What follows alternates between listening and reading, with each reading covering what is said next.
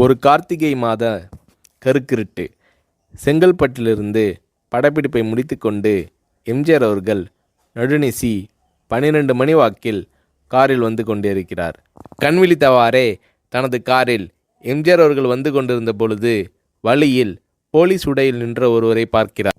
எம்ஜிஆர் அவர்களின் கார் அவரை கடந்து செல்கின்ற போது எம்ஜிஆர் அவர்களின் நெஞ்சில் பொறி தட்டுகிறது.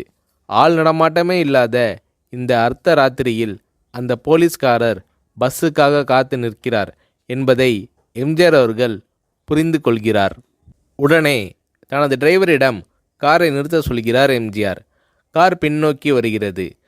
போலீஸ்காரரின் அருகில் காரை நிறுத்தி கதவை திறந்து ஏறுங்கள், எங்கே போக வேண்டும் என்கிறார் எம்ஜிஆர். பரவாயில்லை, நான் பஸ்ஸிலே வந்து விடுகிறேன் என்கிறார் அந்த போலீஸ்காரர். நேரமாகிவிட்டது, இனி இந்த ரூட்டில் பஸ் கிடையாது, ஏறிக்கொள்ளுங்கள் என்று எம்ஜிஆர் அவர்கள் வலுக்கட்டாயம் செய்ய போலீஸ்காரர் வேண்டா வெறுப்பாக ஏறுகிறார்.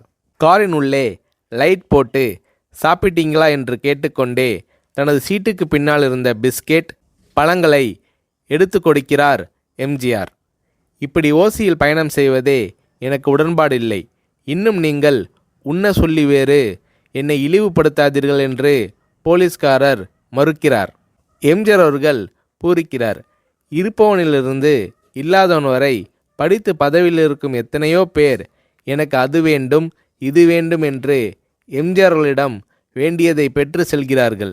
ஆனால் சாதாரண பொறுப்பில் இருக்கும் இந்த போலீஸ்காரரின் நேர்மை எம்ஜிஆர் அவர்களை மெய்சிலிர்க்க வைத்துவிட்டது.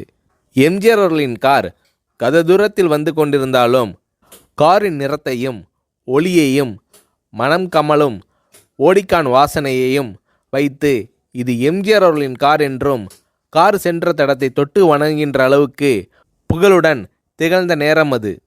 அரை மணி நேரம் கார் சென்று கொண்டிருக்கிறது.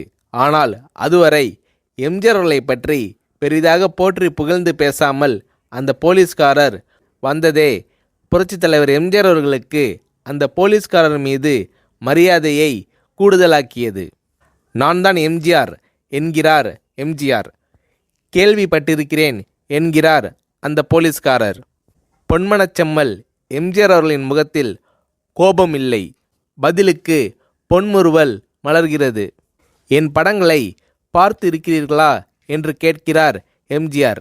நான் சினிமாவே பார்ப்பதில்லை என்கிறார் அந்த போலீஸ்காரர். புரட்சித் தலைவர் எம்ஜிஆர் அவர்கள் இன்னும் பிரமிக்கிறார். இப்போது கார் சத்தத்தை தவிர ஒரே நிசப்தம். போலீஸ்காரர் தனது வீட்டிற்கு 1/2 கிலோமீட்டர் தூரத்திற்கு முன்பே காரை நிறுத்த சொல்லி இங்கேயே இறங்கிக் கொள்கிறேன் என்கிறார்.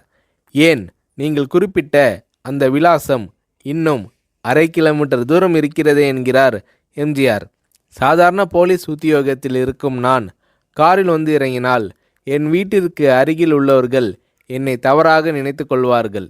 இதுவரை இப்படி நான் யார் காரிலும் ஓசியில் வந்து பழக்கமில்லை. நீங்கள் இவ்வளவு தூரம் செய்த உதவிக்கு நன்றி என்கிறார் அந்த போலீஸ்காரர்.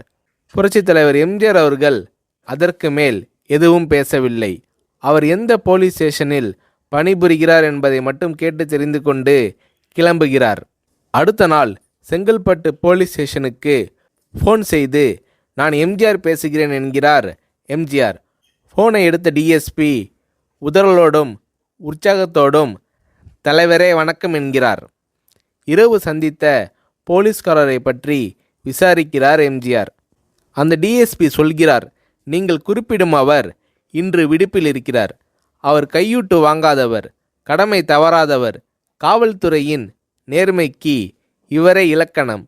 வெற்றிலை பாக்கு, பீடி, சிகரெட் போன்ற போதை வஸ்துக்கள், நாடகம், சினிமா போன்ற பொழுதுபோக்கு அம்சங்களையெல்லாம் இவர் அறியாதவர். கல்யாண வயதில் உள்ள 3 பெண்களையும் கரை சேர்க்க முடியாமல் கஷ்டத்தில் இருக்கிறார் என்கின்ற விபரம் டிஎஸ்பியால் எம்ஜிஆர் அவர்களுக்கு சொல்லப்படுகிறது. அவரை நாளை என் தோட்டத்திற்கு வர சொல்லுங்கள் என்கிறார் எம்ஜிஆர்.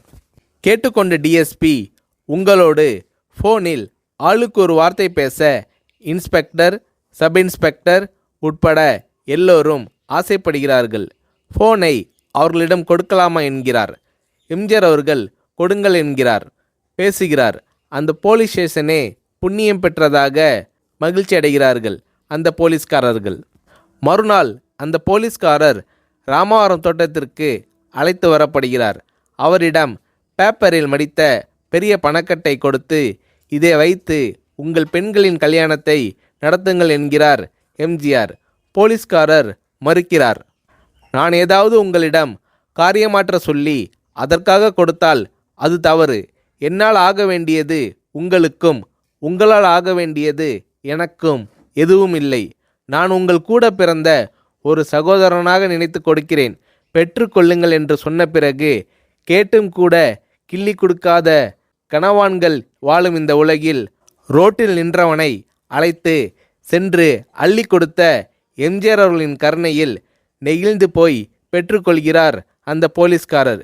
பிறகு ஒரு தேதியில் புரட்சித் தலைவர் எம்ஜிஆர் அவர்களே சென்று அந்த போலீஸ்காரரின் 3 பெண்களின் திருமணத்தையும் நடத்தி வைத்து வாழ்த்தி இருக்கிறார்.